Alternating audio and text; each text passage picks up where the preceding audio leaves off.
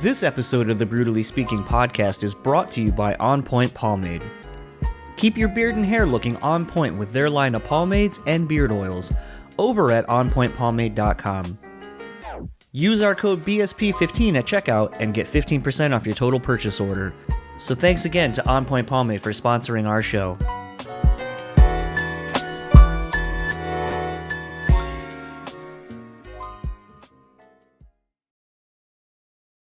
This episode is also sponsored by the Bean Bastard Coffee. Head over to thebeanbastard.com and pick up any one of their delicious hand-roasted coffees. Coffee lovers will also enjoy their hand-cut and handmade espresso candles and soaps as well. If you're in the Buffalo, New York area, head to their store located at 448 Elmwood Avenue. And thanks again to the Bean Bastard for supporting this show. BREWtally Speaking Podcast is proudly sponsored by Rockabilia.com. With over 500,000 officially licensed items in their online store, you're guaranteed to find something you need. Use our code BREW and get 10% off your total order. Now on to the show.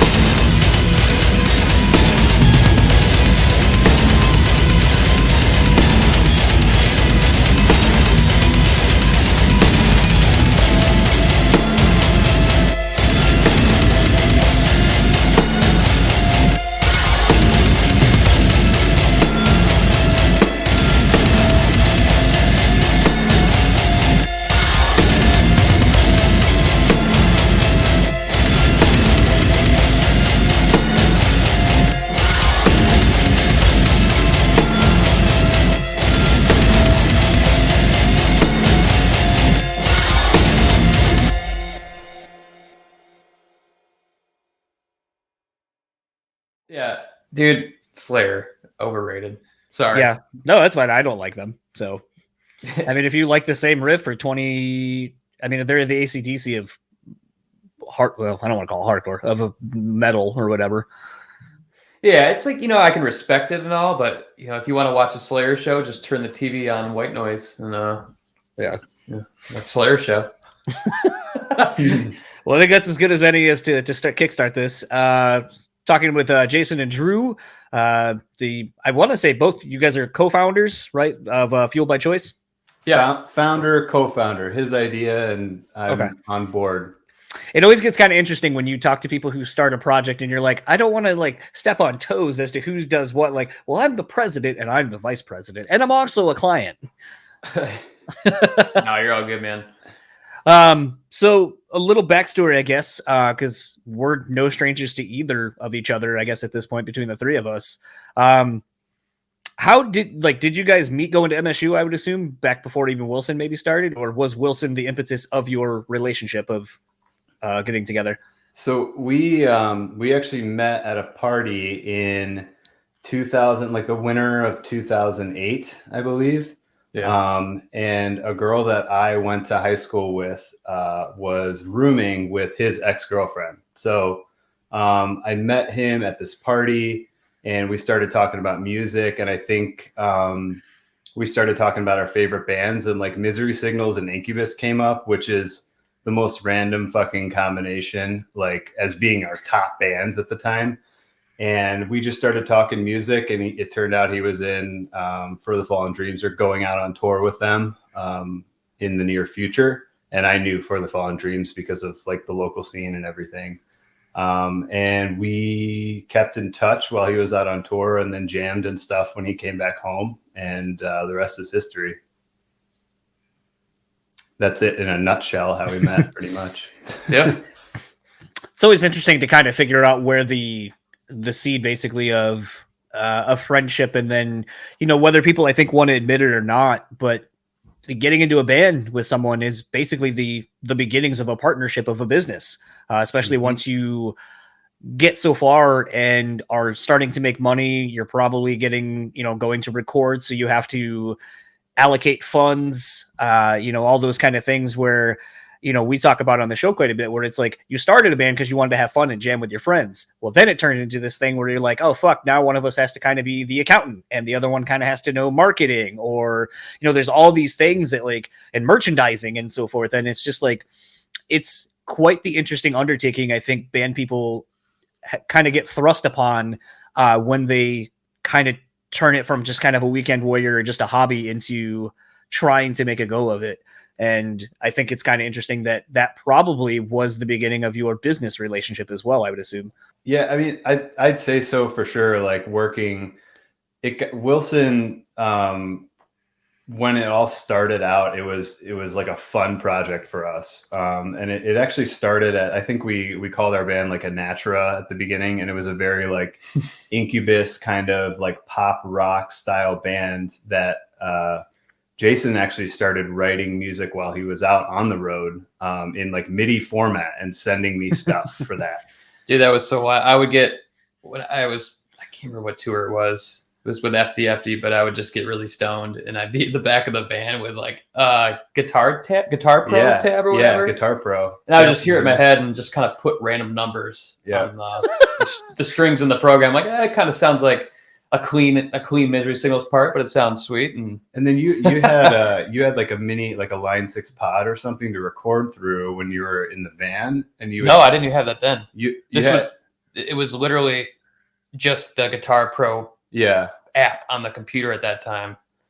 And then but you would send me stuff, and then like I think you would come home and you translate it into a recording, and I was like, oh my god, like this is, he was sending me MIDI notes and then he turned it into a guitar part, and then all of a sudden we're jamming in like McGowan's basement this stuff out for the first time. And that's how it all kind of began. And then long story short, we ended up just deciding to do Wilson at the end of the day because it was something that people really got behind.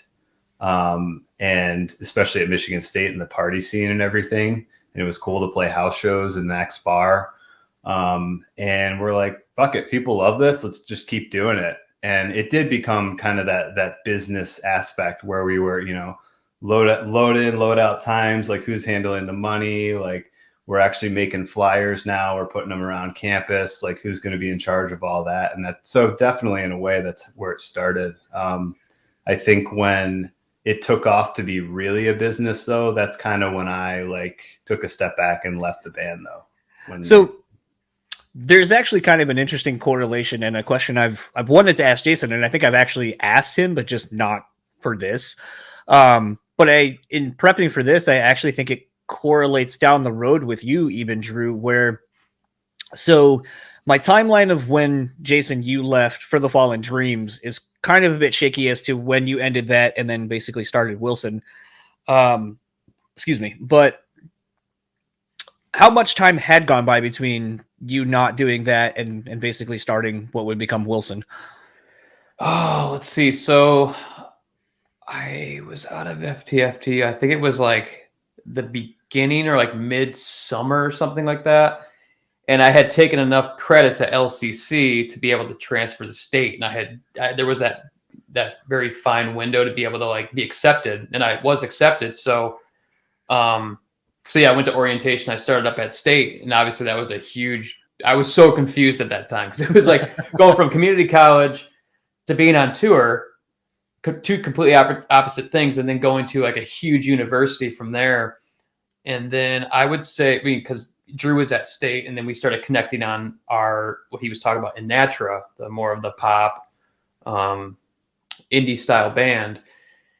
And we were just doing that for fun. We had a singer who was based out of Ann Arbor. So we kind of go from East Lansing to Ann Arbor jamming. But on your question about time, I would say it was about like 3 months before him and I started jamming, but Wilson was not a thing at all. Right. And so a couple months go by, the singer wasn't really working out with us. And I had this old like Tascam 8-track.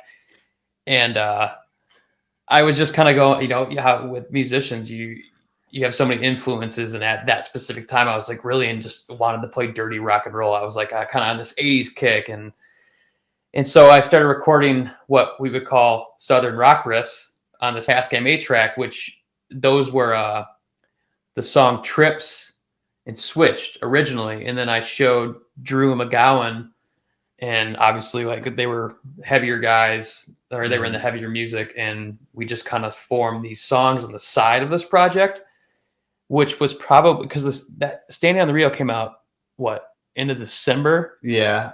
Thought it came out in like late 08 or early 09. I thought. I want to say this. It was like in the late spring or early summer, because we were playing Max Bar. I can't remember exactly the timeline. So I mean, like when we started recording Standing on the Rio, I know it was cold outside for sure. So that could be half of a year here in Michigan. Yeah, seriously, it's true. So I would say it was going into late fall and winter of 2008 was when I think Wilson started happening. And then there was a MSU Battle of the Bands. Oh yeah. which was literally probably the catalyst. So we still talk about this. I'll get to that in a second. So we did this random Battle of the Bands because half the band went to state. So we were able to like compete. Mm-hmm. And so we did the show and we somehow fucking won. And it was the weirdest thing because it's like, you got these sorority girls and just these college kids hanging out. We're like, there's no way they're going to like this heavy, heavy music, which we all loved. And somehow they voted and we won. And we started thinking like, maybe there's something more here to try. So the coolest thing, not to cut you off, but you have to know that this Battle of the Bands was at the International Center, and we couldn't use full stacks, half stacks. We couldn't use a 6x10 and SVT. So we had combo amps on the stage. Ugh. Jason had his Furman, his Sonic Max, his compressor and everything in a road case next to a fucking combo amp. And like, I don't even know how, I mean, it must have been cranked to 11, like literally, and to hear it over McGowan's drums. And we just, it was loud. It was really loud in there, but it ended up sounding awesome. I think.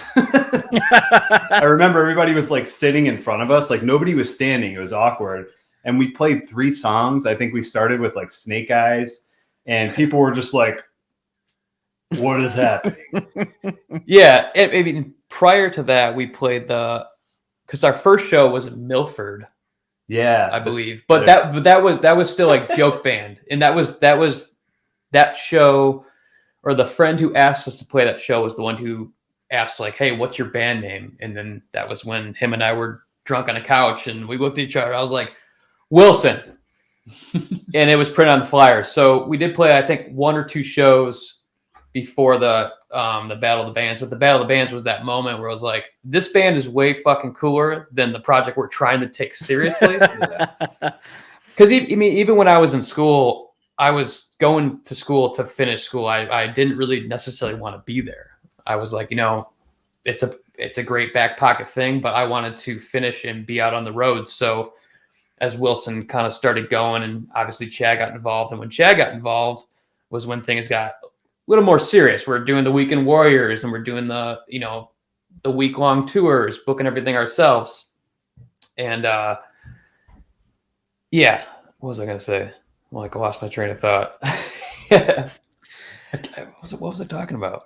I do this all the time. I can go on a tangent. There's so much here that it's hard to remember. Well, okay, so like the reason I was asking initially, to kind of bring it back to my initial question, was more, from my perspective, Jason, I know that you were going to MSU, and you leave a band that, by all intents and purposes, is actually gaining momentum and is going to basically do that thing that you're looking for, which is I want to be on the road. I want to be in a touring band. And at that point, For the Fallen Dreams is very well on their way to becoming that band, especially I think you're only not very far removed from Changes basically coming out within probably 2-3 years at that point. So, I mean, like the trajectory for that band is just huge from the perspective of where they are and where they're going.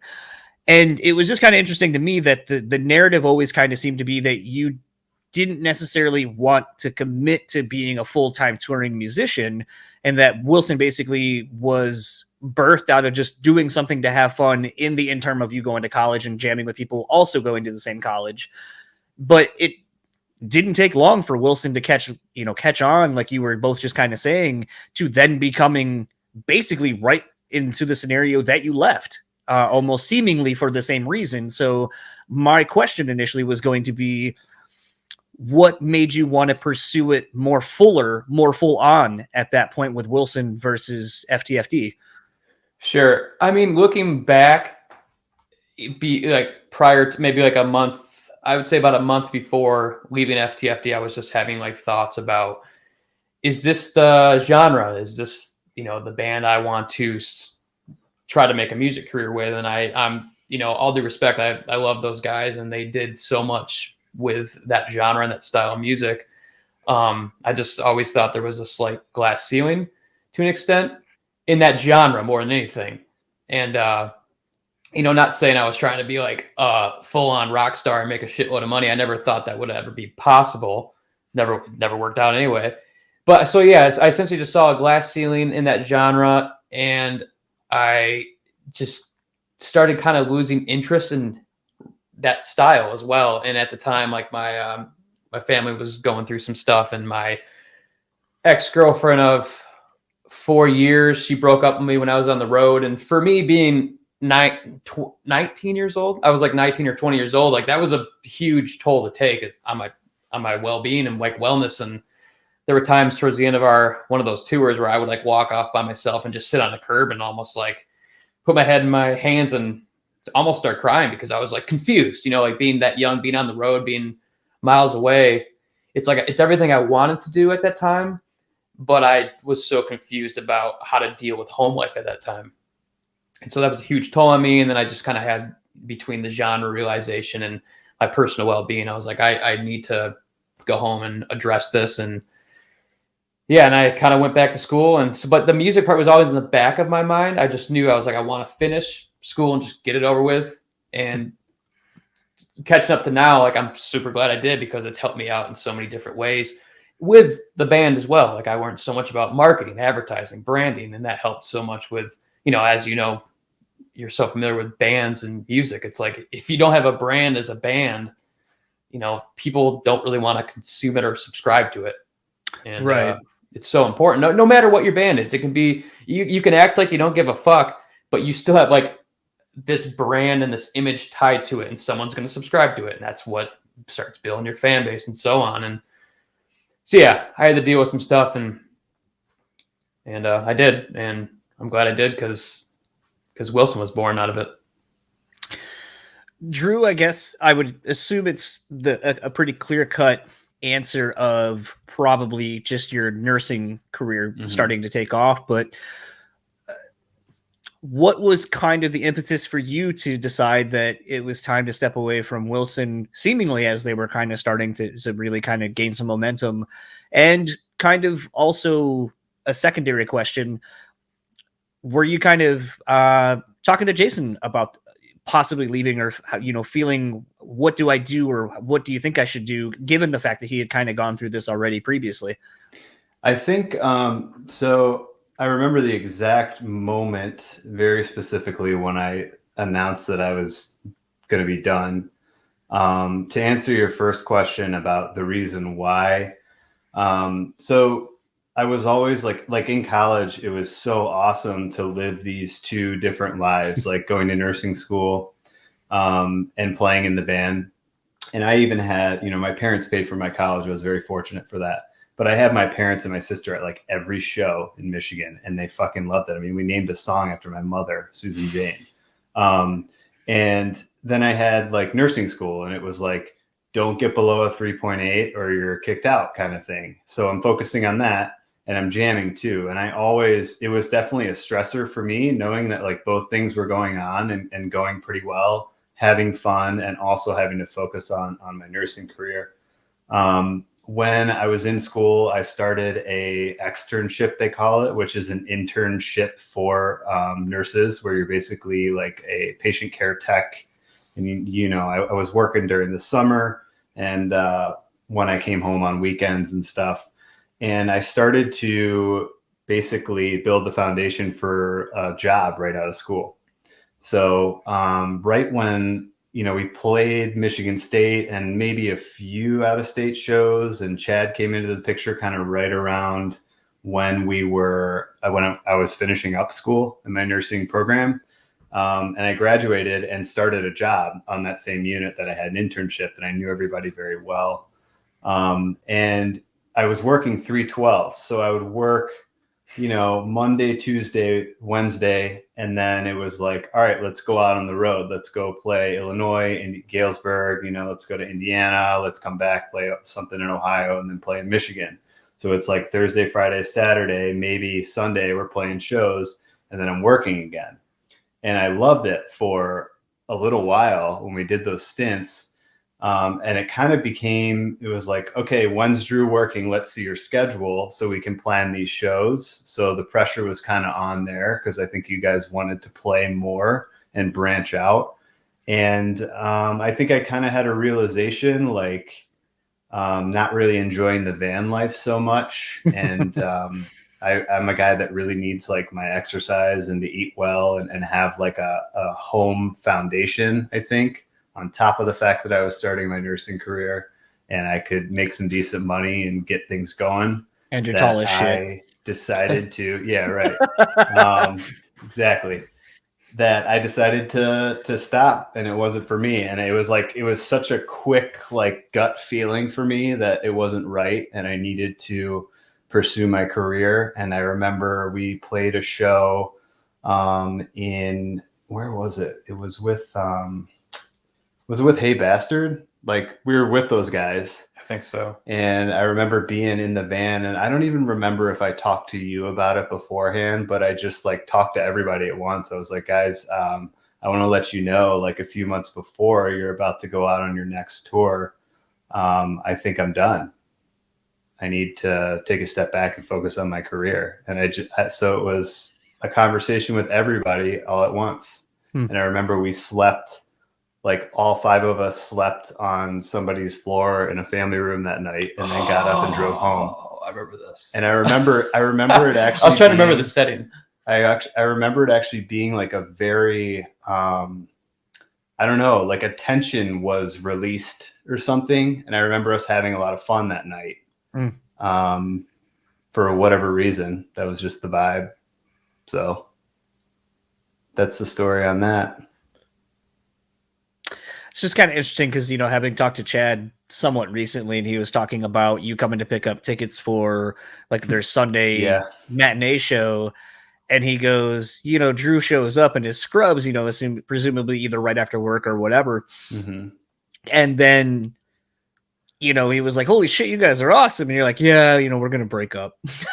Yeah. And so it was just kind of one of those, like, I mean, that's sort of, I mean, it's kind of funny because, like, with the to see how big Wilson has become, and I'm sure, Drew, for you, it's even more wild to see it because awesome. You were part of it at the very beginning.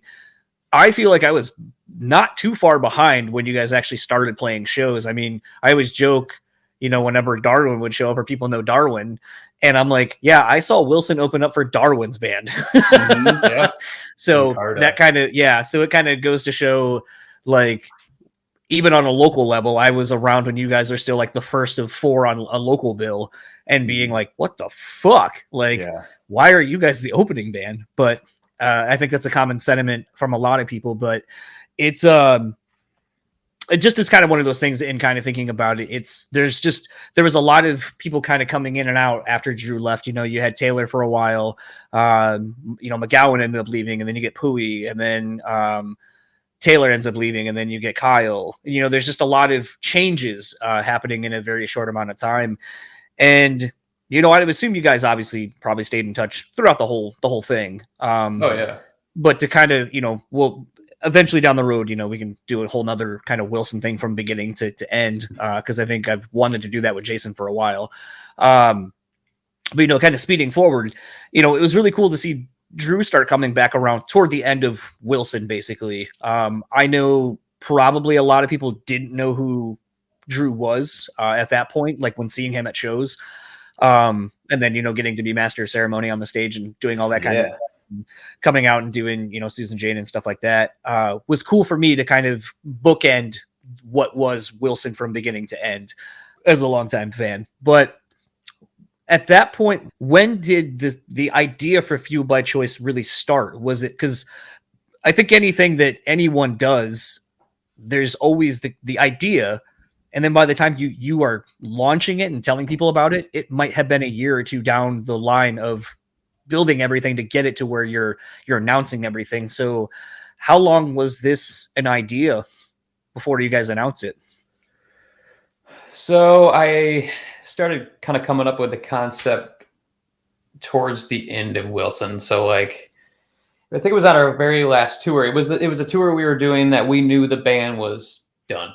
You know, like I think Chad mentioned that in your interview with him, where we just knew. You know, yeah. Kyle was already gone, and I was just having like an epiphany in looking at the dudes in the band around me and myself too, and kind of looking in deep and being like, man, it's been 10 years and we're still here. Like, I know like we're coming to an end, but like, why have we, you know, it's not like we're not making any money to pay a mortgage. We can't buy cars with this thing. Like we're still a slave to the road essentially. And I just started thinking more about myself and why I had done it. And, you know, I was also finishing up my master's while on the road. And so it was like all this shit that was going on. And I was just trying to find like a reason to validate why. Your last 10 years? Yeah. And I just, you know, the word choice kept coming. Like, I chose to do this. We chose to do this. And then I started thinking about friends at home. You know, Drew chose to follow his career as a nurse. My fiance chose to open her own business selling candles. And I just started thinking, I was like, everyone makes a choice and they're fueled by it. And I was fueled by the choice to pursue music for so long, no matter what the outcome and no matter how hard it was. And so that concept started coming. And then Drew and I, we went to a TEDx event, which, I mean, if anyone can go to one, it's fucking crazy, man. Awesome. It's inspirational, but just, it's so interesting that, you know, the types in all walks of life at those events. And I brought the idea to him and I was like, you know, does this resonate with you? You know, and obviously it did. And I asked him if he'd be willing to start the business with me. And yeah, so that's kind of how it started. And that was around February of 2019. Yeah, so the TEDx was November 2019. Oh shit! Where we had the first conversation, I think, and then I mean, Fueled by Choice kind of like morphed, like came around that time, January, February. We started brainstorming, and then the actual concepts like really started coming to life early 2020. So as far as like a planning thing goes, yeah. So initial idea November, Wilson had its last show, so I was super busy with that. And then once that was done, it was kind of like freedom in a way. It was like this weight lifted off. It's like, wait, I don't have to go to practice Tuesday and Thursday at 7 p.m. Like I have all this free time now. And so we started kind of coming up with more visual branding ideas and how we were going to present it. And we always knew that we wanted to do apparel. And we wanted to do a podcast. Podcast was always kind of mentioned in the beginning. It was more or less like, okay, we need to take it like baby steps.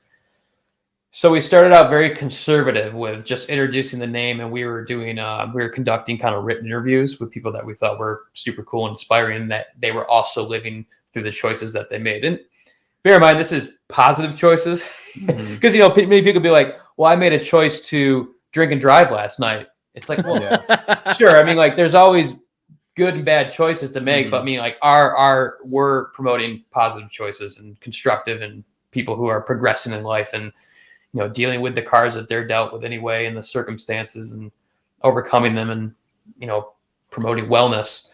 So yeah, we started out very passive and it was fun and all. And I think once we started introducing the apparel, that was maybe 4 months. That was in July.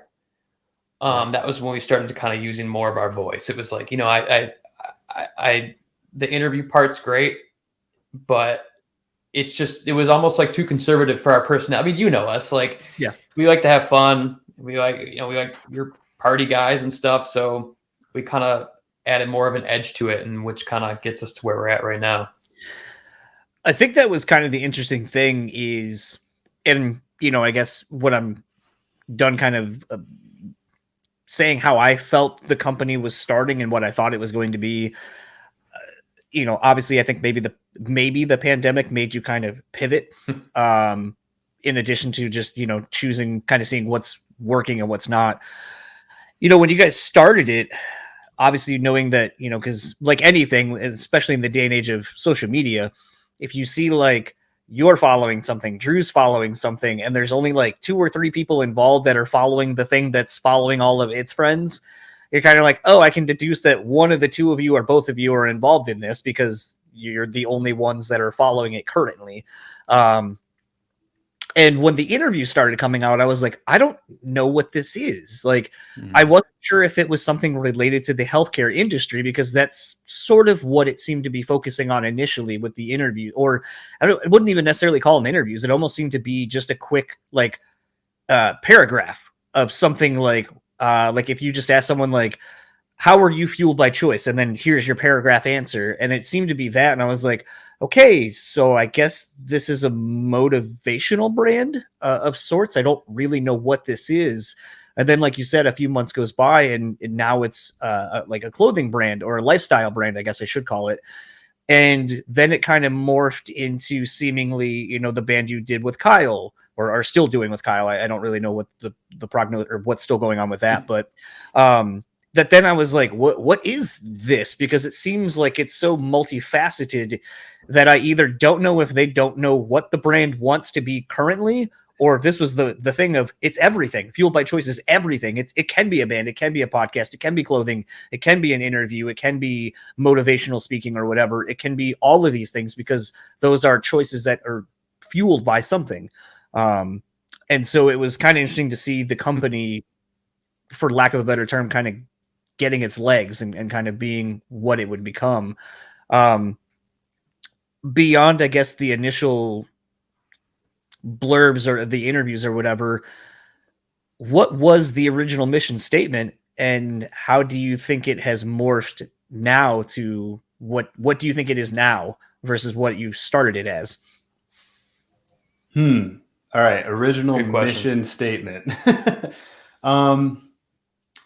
So, I mean, we started out like trying to figure out a good way to present the concept of Fueled by Choice and also make it be something that everybody can be on board with. So I think like we have some stuff that's like fueled by, in parentheses, driven by you. Like, let's make it like a car, like a vehicle, like going forward kind of thing, like forward progress. To think exactly like what the mission statement started as is kind of tough to remember what it was because it was very loose. But we finally nailed down apparel and accessories for individuals that want to promote making good choices for themselves and their community. Bottom line, like that's what we got now. I think it's so funny that you say, because you followed the brand and the Prescribed Fires band and everything pretty closely, obviously, and how we've kind of branched out. That's one of the criticisms we've had is that we don't have a niche. Like we haven't figured out exactly what it is that we're going for. And it all kind of has evolved. What's really happened that I think is cool is that we've had people that have like bought apparel and then they come to me and they'll like see an interview and they'll be like, I love what you guys are doing. Like, this is awesome. And so while we're sitting here trying to figure out like what we're exactly pushing and what's really important to us, people are saying that it's inspiring them. And that's bottom line what we really want. And what we realized is that we need more of an identity. We need to actually like talk.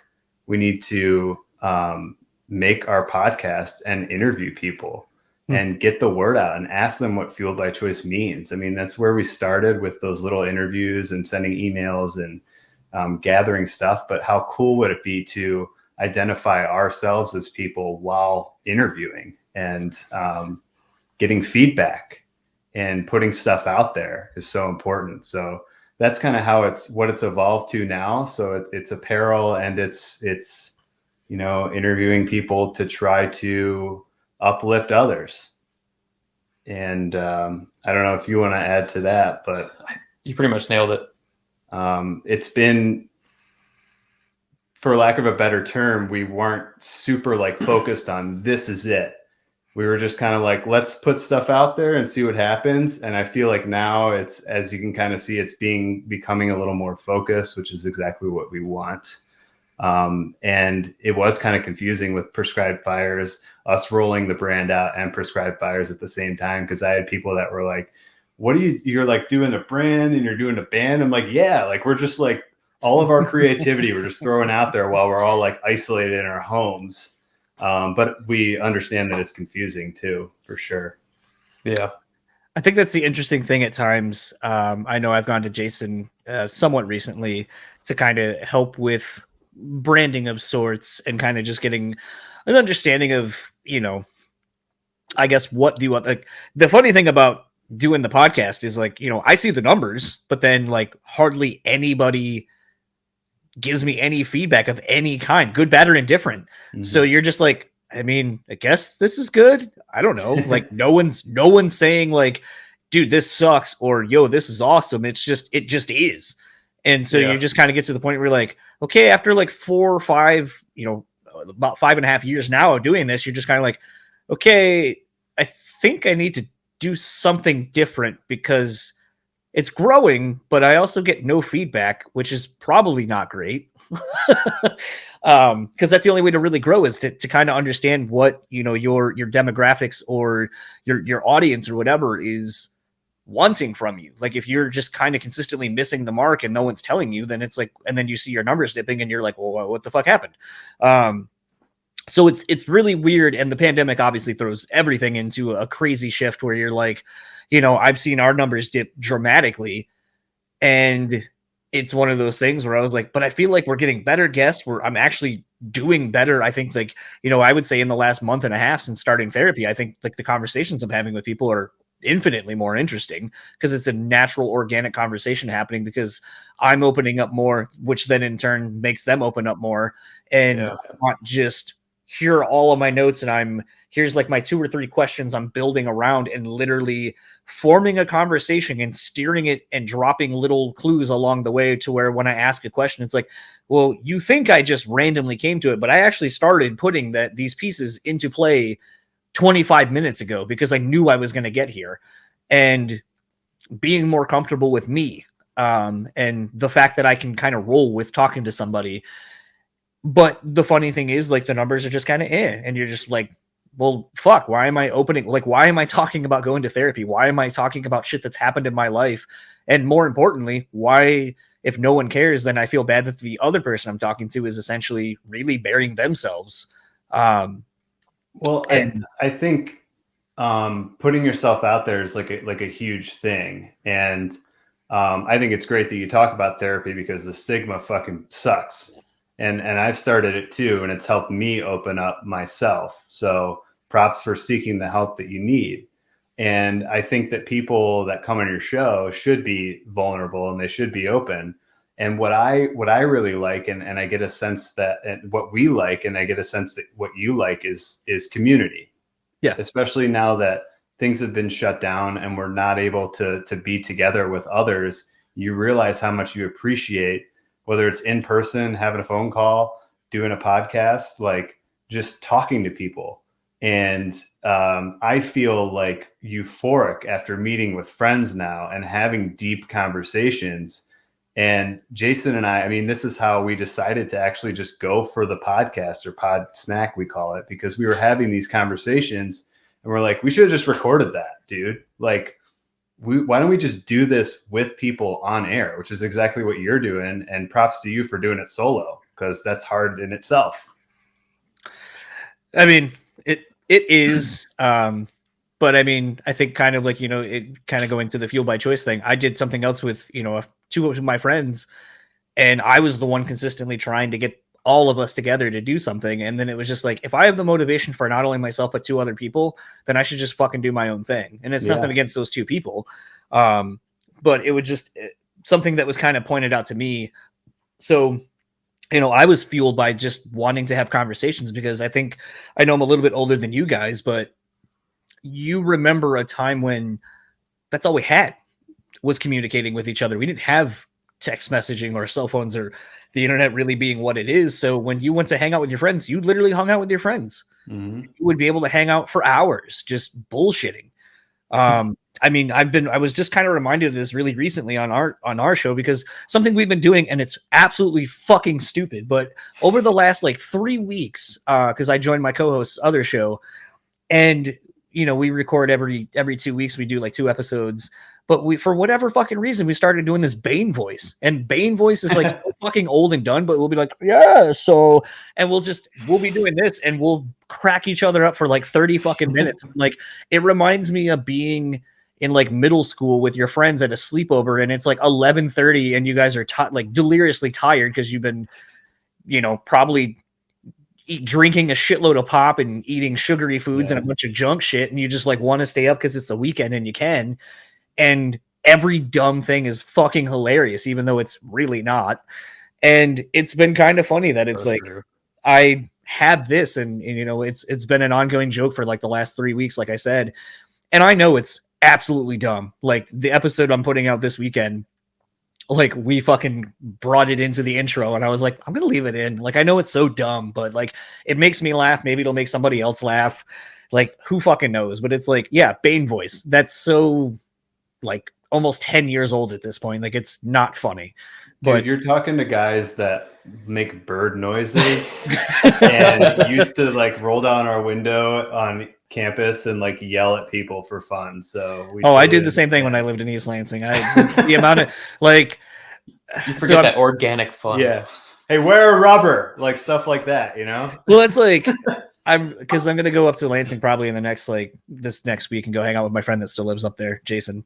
And he was reminding me the other day that we were cruising down by where the old Blockbuster was on campus. Wow. And there was like one of those like flags for like electrical work or something they were doing. And this kid was walking by, and I rolled down his window, and I'm in the passenger side, and I was like, hey man, can you grab me that flag? And he's like points at it. I was like, yeah, can you grab me that real quick? And he's like, yeah. I was like, oh, thank you. And then like he handed it to me, and as soon as like we started to leave, I just fucking threw it back into like just kind of darted it, like lawn darted it back into the ground.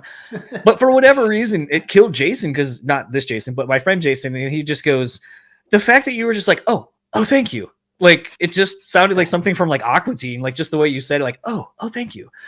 And then just chucked it back in the ground. Like as soon as we start taking off, I was like, yeah, it's dumb. I don't know why that's funny, but we still laugh about it.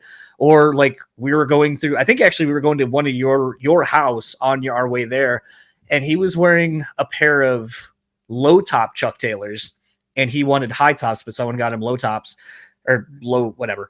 And he happened to go by a house that had shoes in the outside patio, and he goes, oh shit, they're the same color. I'm gonna go see if those are my size. And he literally swapped his low tops for high top.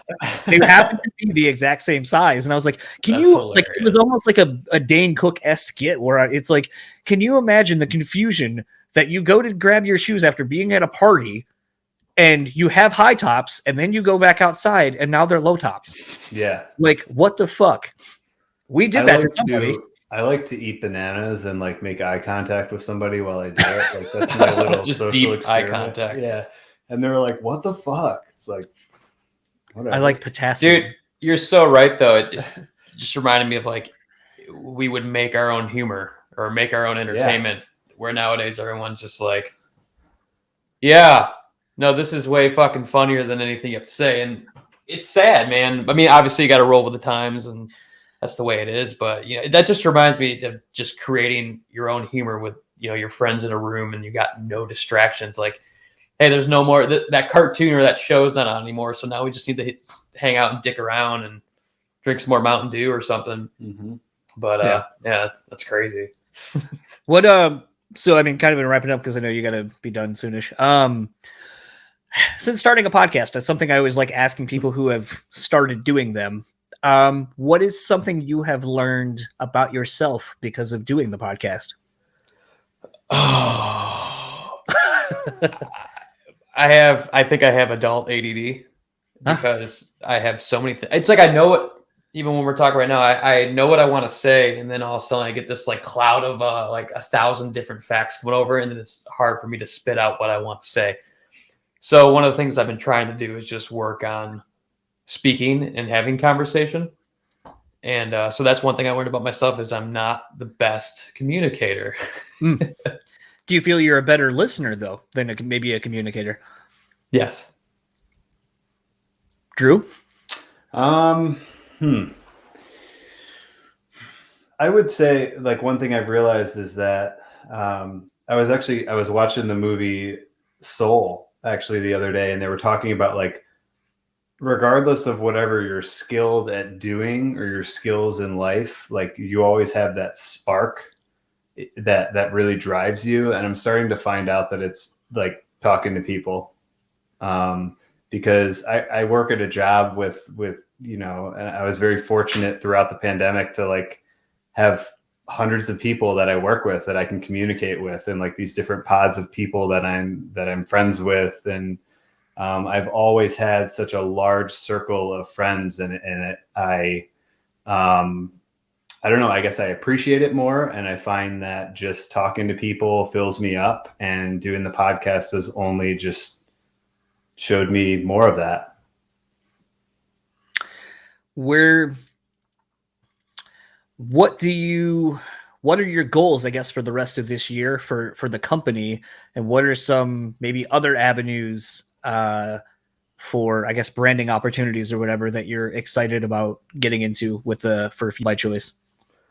Well, I think we're going to try to go gung-ho on the podcast, and apparel's hard, and I think we had a come to moment where we just realized, it's hard to think ahead of seasons, and then on top of it, come up with the designs.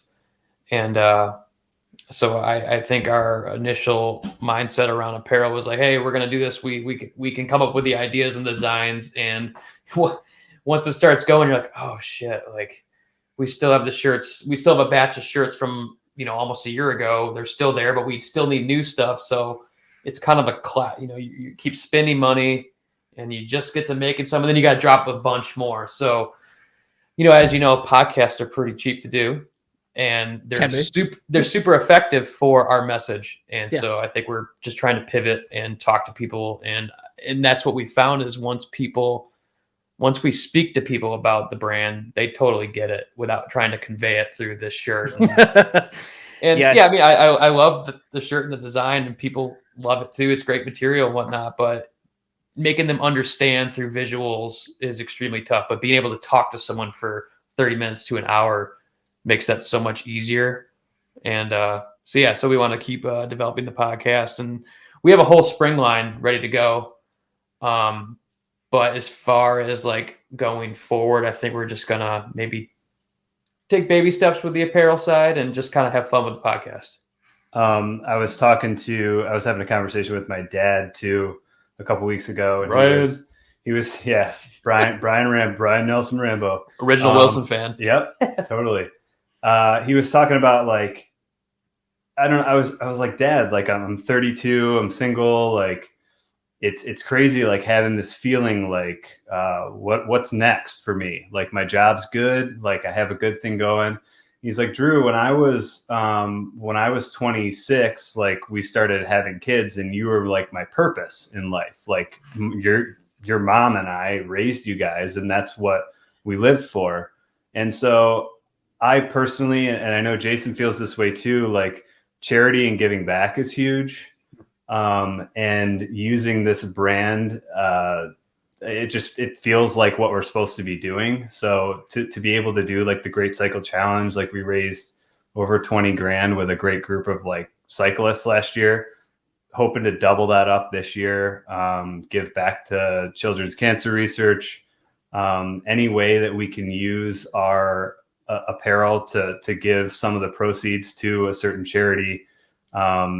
Or we're working with Hope Network now, which is big on wellness and mental illness and stuff, and co-branding a little bit. So I think that's always on the table for us. We don't have necessarily specific goals for that, but any way we can raise money to give back and use the brand to do so is huge too, on top of everything else. Yeah, exactly. Just having fun with it, doing meaningful events. And, hopefully with our music background, we can do like a show and, collaborate with Hope Network or some other organization to raise funds for a specific cause. And so hopefully we can get back to shows, because that's been something on our mind too, is like, maybe Chad would want to be involved too. It's like just coming up with some kind of event, get some people to play. Maybe Prescribed Fires can play. Mm-hmm. Wilson Reunion, maybe. I'm just kidding. Yeah. Never know. I don't think all of you have sold all your gear yet. No. Yeah. Got plenty of gear. And I'm getting married next year, so that's a big one. Yeah. That's a big one. Oh, the Wilson Reunion at the reception. Yeah, we'll have like 10 reunions. But one song per reunion. I guess I'll kind of end it on that. Because I wasn't able to go to the last shows, the last sets that you guys did, which was kind of a bummer, but kind of almost one of those where it's like I felt like I had my time, like of when no one was there of seeing you guys play, and this was kind of like for all the people that you've amassed over the 10 years that maybe this was their second or third time ever getting to see you because they just found you. So it kind of turns into one of those things where you're like, I guess I won't be greedy because like I can't go, and I'm not going to feel bad about it because like I have 10 plus years of known to see you all over, not even just here in Michigan, but like all over. But it was a thing where I was really hoping for at least like an OG Max set. Like amazing, dude. I don't know if Chad had mentioned like, well, we were trying to figure out how to do it in different cities or whatever. Yeah. But yes. I was really hoping and betting on, especially since Drew had kind of come back around a little bit. I was like, so you're saying there's a chance for like, I don't know if Mike still plays drums at all, but I was like, man, it'd be really rad to kind of, get Taylor back. I know he still plays guitar, like get basically the original lineup back together to play, Standing on the Reel essentially. And then maybe like the 3 other songs that were like, I think Better Off. And I don't even remember what the other ones were. But basically before you went and record what would become Full Blast Fuckery, like those songs that were kind of being demoed out over the live experience over like a handful of, 6 to 8 months. And I was like, that would be fucking rad. I don't know if any of you guys would be like, if any of the other guys would be like, I don't want to fucking learn these songs all over again and play one show. Like that would be not worth it to us. But I'm always hoping that that'll maybe happen down the road. You know what I was always hoping for was a remix of Standing on the Reel. You mean a remaster or no remix? In what regard? Well, so McGowan had all the files, right? So we recorded on his computer, and it was his first recording experience. He's like, so he had all the sessions, right? But he didn't quite know how to like. I shouldn't say he didn't know, but he didn't consolidate and delete the unused files. So when you open up a session, it's like thousands and thousands of just like, fuck, I fucked it up. So that take of a millisecond is there. So he said to me, I was like, there's no way I'm going to be able to piece together these songs. But my hope was when he got it, I was like, I'm going to do this like behind the scenes little remix on Standing on the Reel, just because it'd be fun. I mean, a remaster would be cool too, but just to bring it, I mean, obviously like it's cool hearing stuff when it's preserved in time. But, I think what's weird is seeing people looking for it now, and I go, I had stacks of those fuckers because you guys are just giving to me, and then I'd be like, oh, here's my friend's bench, and then like I didn't keep any for myself because I was like, oh, I can get another one, and now even I don't have one, and I'm like, God, how many of those things did I give away? You have the one with the original like artwork on it with like. I probably did, but like between giving like letting people borrow like Jason or Trevor or whatever borrow it because I had it and they didn't at the time or whatever, or then like I said, you guys giving me just stacks of those copies because I would just give them out when I'd go to shows or whatever. Like I don't even have any of those. Like I don't remember where it is. Might actually be behind my screen right now. But as I say, like the show where you put a fucking hole in Louis. I do. I should have placed a bet on it. I was like, it's gonna get brought up. It was a monumental moment. Yeah. I'm surprised I didn't break my fucking leg. Like, I'm lucky. The only reason that I thought about it, honestly, was because I just ran into Kyle Geary, like from Stockton, like tonight. So I just was thinking about it. So, I mean, it was just one of those things where it's like Like, and that's kind of, you know, close my comment though about that. Is like, that was to me like seeing you guys play in front of like nobody constantly around that time and just winning people over 1 by 1 or 10 by 10 or whatever. And, you know, like Steve Hunter that used to run sound at Mulligan's would talk about that show, legendarily talk about the show where sound was fucked up. You guys, I think, had 45 or 50 minutes. 32 of them or 35 of them was fixing your sound issues because something was wrong with your gear. And then most bands were probably been like, well, I guess we're just not going to play. And then Chad's like, we still got time? 20 minutes? All right, we're going. And then you guys like just killed it. And it's like, we talk about like those scenarios where things that would be setbacks for a lot of other bands where they're like, well, this isn't perfect, so I'm not going to fucking do it now because like it's not going to look as cool or I'm not going to be able to present myself the way that I feel I should. Your ethic was always blue collar as fuck and just do it. And, you know, I've always championed that aspect of you guys where, yes, I do. I mean, just very much like myself. I love partying. I love having a good time. I don't know anyone that doesn't, but there's a side of that I often think gets belittled by, like, your work ethic gets belittled by your party vibe. And that always was a bummer to me because I know you were better than that. I feel like I've always been the champion to be like, yeah, I know they're a party band. Yes, they are absolutely fun to hang out with and great musicians. Let me show you this other side that I always see.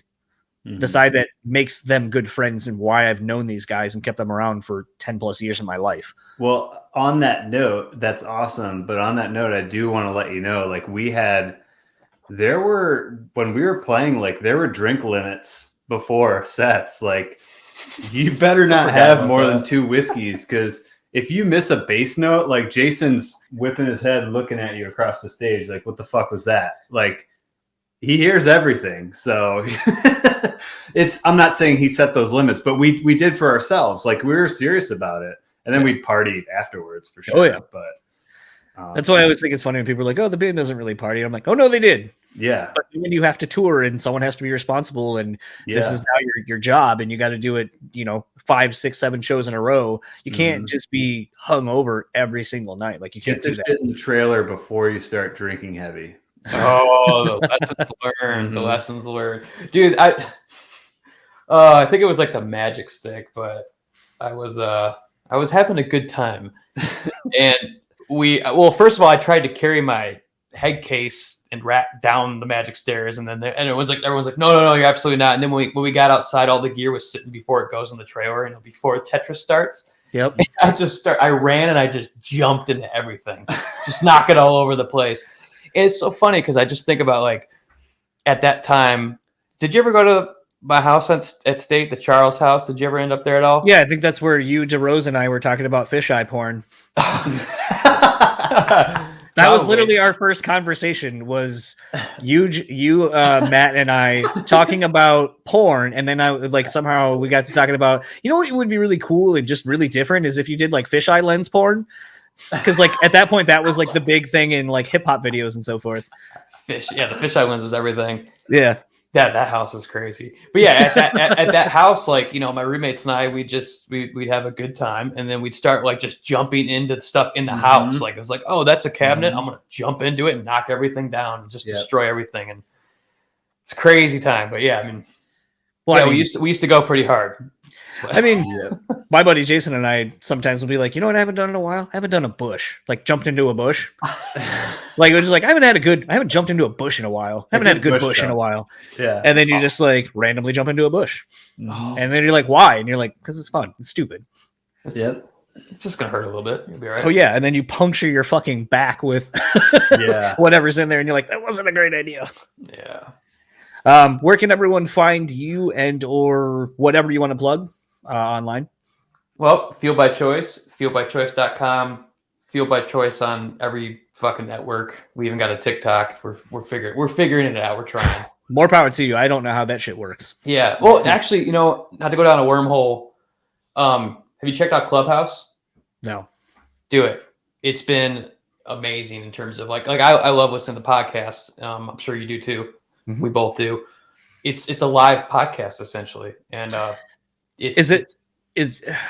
there was an app. It wasn't for podcasts necessarily.